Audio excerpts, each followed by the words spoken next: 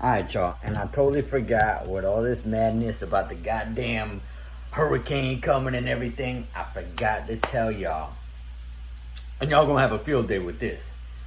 My dumb ass, a few nights ago, on a very sad day, I'm laying there in bed, and it's late night, I had work, I was tired, I'm eating the steak, and the steak is like real chewy.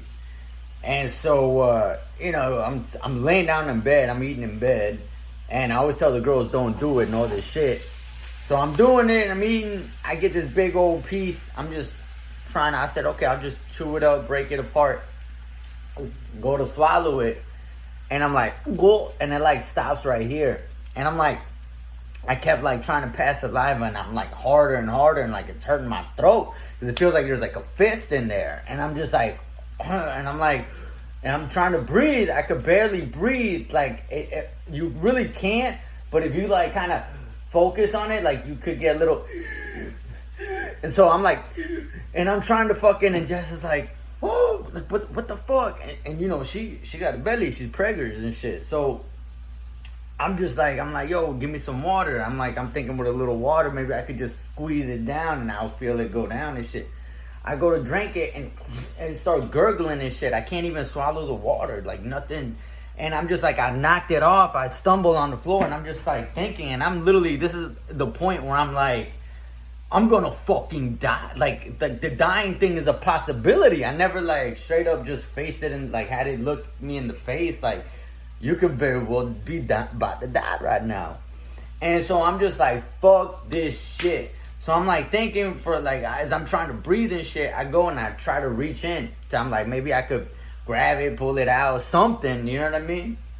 So I reach in and I try to grab it, but with the saliva, and then I started gurgling. So like, you kind of like throwing up too is weird.